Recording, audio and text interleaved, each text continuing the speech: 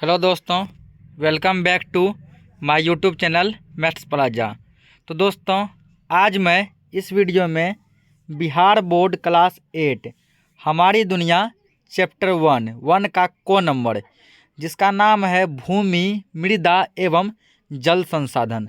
इस चैप्टर का आज मैं क्वेश्चन आंसर करने वाला हूं। इससे पहले का जो लेक्चर जो है उसमें चैप्टर का व्याख्या यानी कि एक्सप्लेन कर दिया गया है, जिसमें पूरा थ्योरी पढ़ाकर जो है समझाया गया है कि कौन चीज़ क्या है, कहाँ है, कैसे है। अब इसमें हम लोग जो है इसका क्वेश्चन आंसर करने वाले हैं। तो आइए देखते हैं। तो पहले यहाँ पर जो दिया गया है बहुवैकल्पिक प्रश्न। बहुवैकल्पिक का मतलब होता है ऑब्जेक्टिव क्वेश्चन। सही विकल्प को चुनें। सही विकल्प को क्या करना है? चुनना है। कहता है पृथ्वी का कितना % भाग पर जो है स्थल है? तो 29%। कितने परसेंट पे? 29%। यदि इसी की जगह पर जो है स्थल नहीं दे के पूछता है कि पृथ्वी के कितने % भाग पर जो है पानी है, तब होता है 71। यदि पानी पूछता तो 71%। अगला दिया विश्व में सघन जनसंख्या कहाँ मिलती है? तो मैदानों में। कहाँ मिलती है? मैदानों में। सघन जनसंख्या मतलब वह अधिक से अधिक आदमी किस इलाके में रहना पसंद करते हैं? तो मैदानी इलाके में। पहाड़ पर, पठार पर और मरुस्थल मतलब रेगिस्तान, वहाँ लोग इतना रहना पसंद नहीं करते हैं। नेक्स्ट क्वेश्चन दिया गया है कि भूमि में उपयोग संबंधी आंकड़े कौन रखता है? तो भूमि में उपयोग संबंधी आंकड़े भू राजस्व विभाग रखता है। भू राजस्व विभाग रखता है। कहाँ पर? तो भारत में।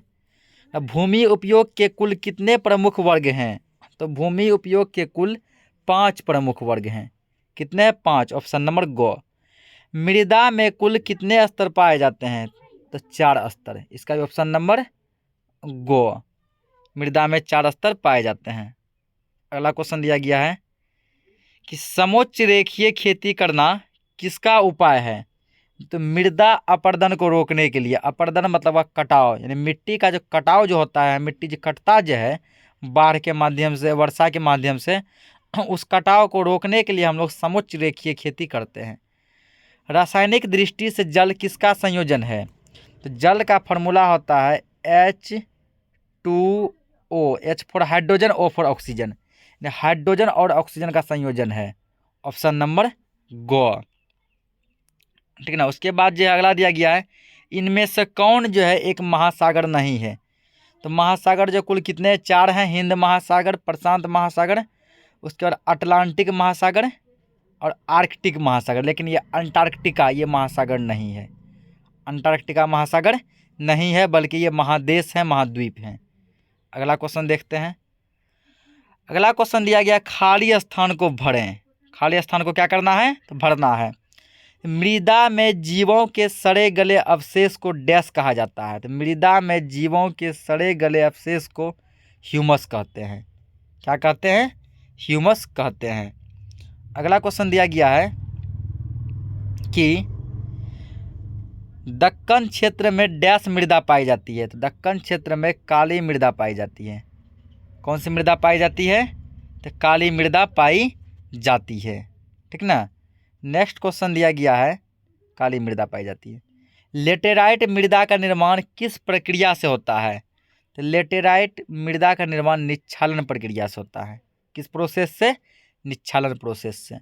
भूमि एक डैश संसाधन है। भूमि कैसा संसाधन है? प्राकृतिक या मानवीय? तो प्राकृतिक। ये प्रकृति के द्वारा, नेचर के द्वारा, गॉड के द्वारा दिया गया है। महासागरों में जल का कितना % भाग पाया जाता है? तो महासागरों में जल का 97.3% भाग पाया जाता है। 97.3%। अगला दिया गया है कि निम्नलिखित प्रश्नों के उत्तर दें। कितने वर्ड में? तो अधिक से अधिक 50 शब्दों में आपको आंसर देना है। तो जिसमें कि पहला क्वेश्चन दिया गया है कि भूमि उपयोग से आप क्या समझते हैं? इसको हम लोग कहते हैं लघु उत्तरीय प्रश्न, यानी शॉर्ट आंसर। भूमि उपयोग से आप क्या समझते हैं? ठीक ना। तो पहला का आंसर यहाँ पे है कि भूमि उपयोग से आप क्या समझते हैं? भूमि उपयोग हम भिन्न भिन्न कामों में करते हैं। भूमि का उपयोग हम लोग जो है भिन्न भिन्न यानी अलग अलग कामों में करते हैं। इसी पर पेड़ पौधे उगते हैं ना। जितने भी पेड़ पौधे रहते हैं वो सभी भूमि पर ही उगते हैं।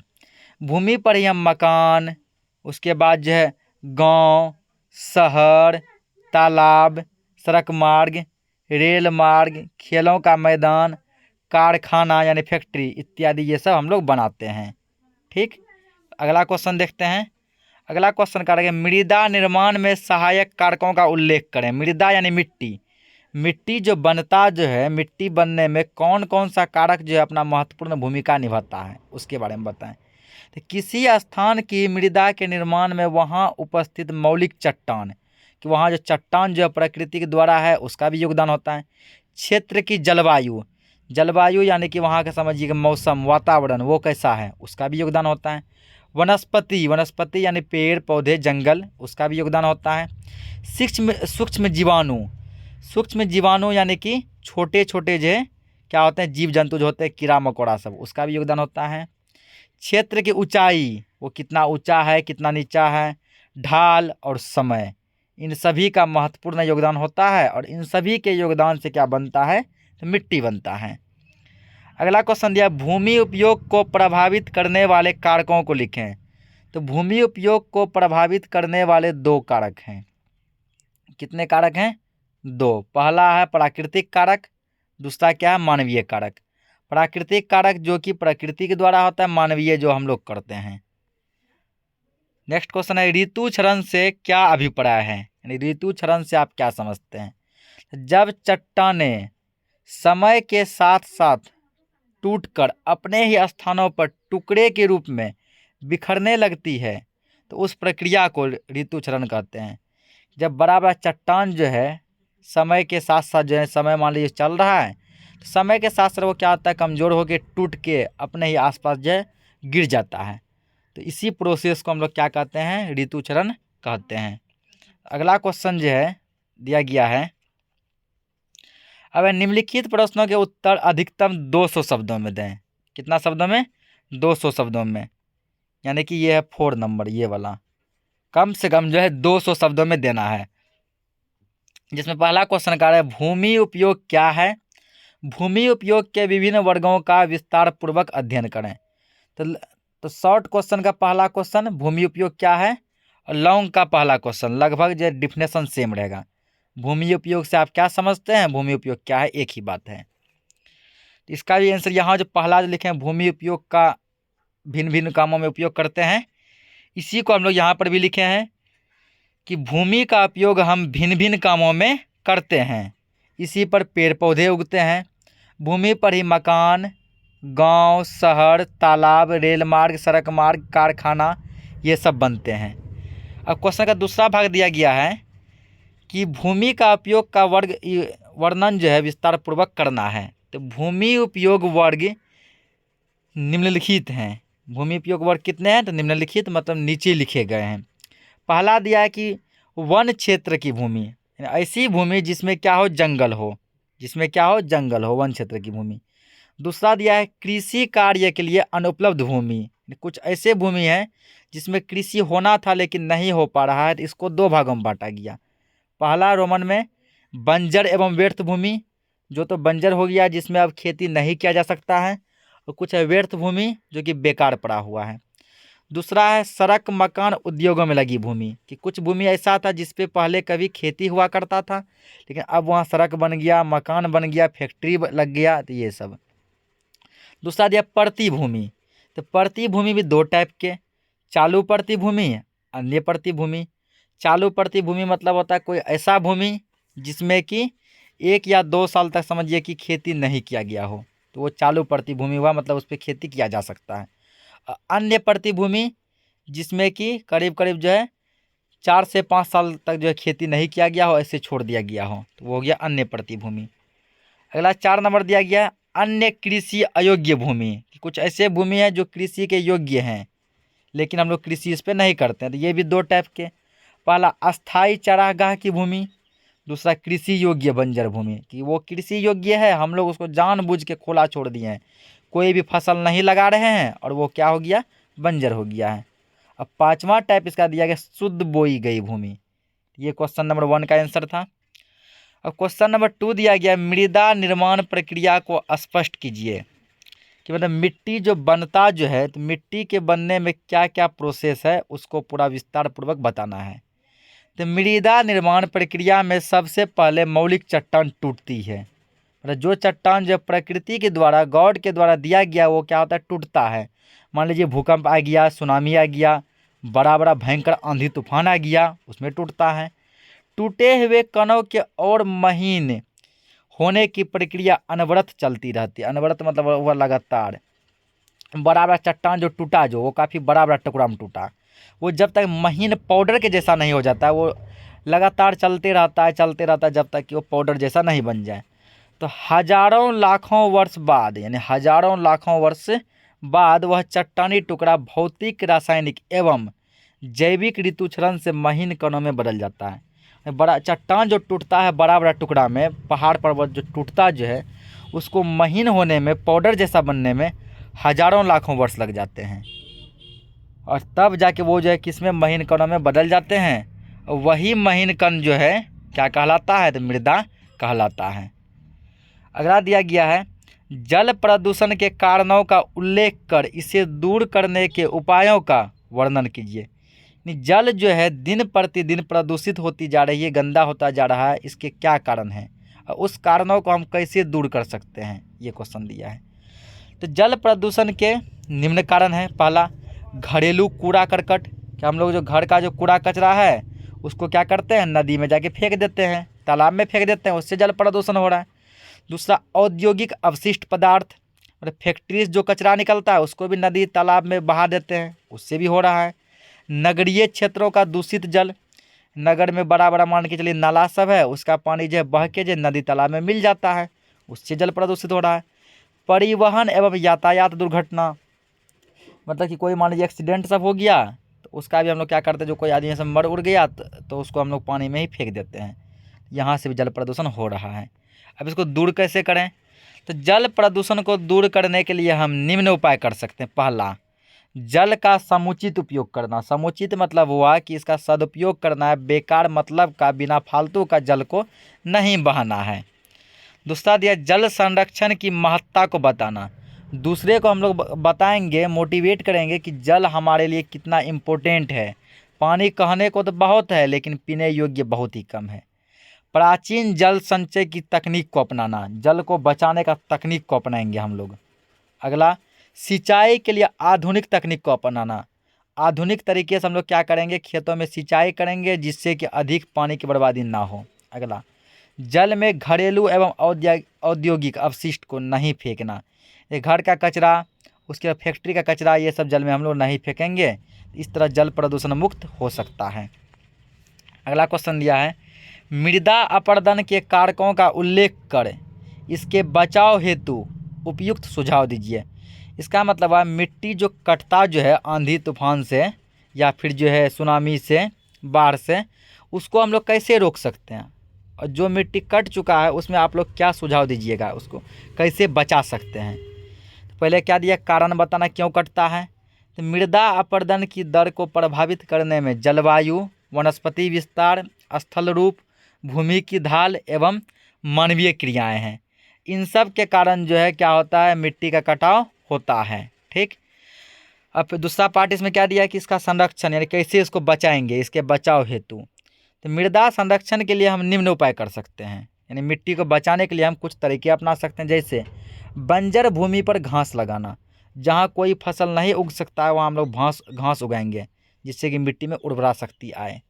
फसल चक्र तकनीक को अपनाना। फसल चक्र तकनीक का मतलब हुआ कि हमें पहले पता करना होगा कि किस मौसम में कौन सा फसल जो है उग सकता है, कौन सा मौसम किस फसल के लिए उपयुक्त है, उस मौसम में वही फसल लगाएंगे। अगर जैविक खाद का प्रयोग करना, तो वो खाद का प्रयोग करेंगे जो कि हमारे खेतों के लिए, मिट्टी के लिए हानिकारक नहीं हो। खेती के वैज्ञानिक तकनीक को अपनाना, यानी वैज्ञानिक तरीके से हम लोग क्या करेंगे, खेती करेंगे। पर्वतीय ढलानों पर वृक्षारोपण करना, यानी कि पर्वत के ढलान जो ढाल जैसा बना रहता है, वहाँ से होता है क्या, मिट्टी नीचे ससर के भंवर के गिर जाता है। वहाँ यदि हम लोग वृक्ष लगा दें, पेड़ पौधे लगा दें, तो वो क्या करेगा, मिट्टी को वहाँ रोक के रखेगा, इससे मिट्टी नहीं कटेगा। अगला क्वेश्चन दिया है कि जल संकट क्या है। जल संकट के लिए जिम्मेवार कारकों का उल्लेख कर इसे दूर करने के लिए उपाय दीजिए। कहता है कि जल संकट भी एक बड़ी समस्या है, ये बढ़ता जा रहा है, ये क्यों हो रहा है और इसको हम लोग कैसे दूर कर सकते हैं। तो ये कह रहा है यहाँ पे, ठीक ना। तो जल का अति दोहन, जल का दुरुपयोग, जल का असमान वितरण, जल का प्रदूषण होना, ये सभी जो है जल संकट के प्रमुख कारण हैं।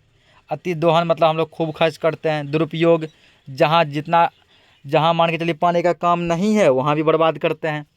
असमान वितरण, असमान मतलब वह चाहिए थोड़ा सा बहा देते हैं बहुत सारा।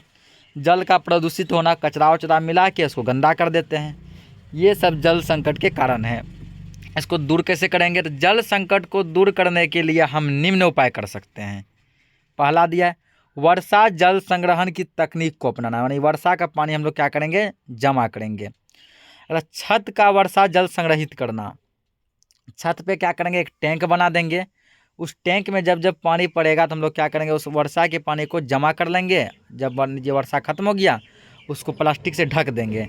वो पानी यदि हम लोग पी नहीं सकते हैं तो उससे बर्तन धो सकते हैं, स्नान कर सकते हैं, कपड़ा धो सकते हैं, उन सब चीज़ों में काम आएगा। जल का समुचित उपयोग करना, समुचित मतलब सदुपयोग करेंगे, इसको बेकार का नहीं बहाएंगे। जल को प्रदूषित होने से बचाना, इसको गंदा नहीं करेंगे। अगला, जल के पुनः चक्रण तकनीक को अपनाना, मतलब जो जल बर्बाद हो गया उसको दूसरे कामों में लगा देंगे। फॉर एग्जांपल मान के चलिए 1 बाल्टी पानी है, उसमें हमारा हाथ मिस्टेक से चला गया तो हम लोग तो उसको पिएंगे नहीं, फेंक देते हैं। तो उससे फेंकना नहीं है, उससे बर्तन धो लो, कपड़ा धो लो। यही सब हुआ क्या? पुनः चक्रण। अगला 5वां क्वेश्चन जो है फिलहाल यहाँ छोड़े हुए हैं, काफ़ी बड़ा आंसर था इसका। तो 5वां क्वेश्चन हमारा कहता, 6ठा क्वेश्चन है कि भारत में पाई जाने वाली मृदाओं का संक्षिप्त विवरण दीजिए। भारत में जो मिट्टी पाए जाते हैं उसका पूरा एक्सप्लेन करना है, वर्णन करना है। इसका भी हम आप लोगों को समझा देते हैं। आंसर लिखे तो नहीं है लेकिन समझा दे रहे हैं। इसका आंसर आपको जो यहाँ से होगा, ठीक ना, इसका आंसर यहाँ से होगा। 1 सेकेंड, हाँ यहाँ से, कि भारत में जलोढ़ मृदा, काली मृदा, लाल मृदा, पीली मृदा, लेटेराइट मृदा, मरुस्थलीय मृदा और पर्वतीय मृदा, ये सब मिट्टी जो पाई जाती है। जलोढ़ मृदा जो है ये नदी घाटी में पाई जाती है। जलोढ़ मृदा में हम लोग जलोढ़ मृदा 2 टाइप का होता है, पहला खादड़, दूसरा बांगर।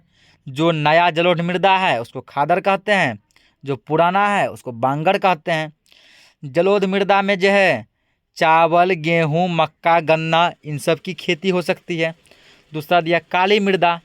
तो काली मृदा में एल्युमिनियम और लौह यौगिक की उपस्थिति होती है। एल्युमिनियम का जो है इसमें ज़्यादा रहता है मात्रा, लौह यौगिक जिसमें लोहे की मात्रा हो, ऐसे यौगिक भी होते हैं।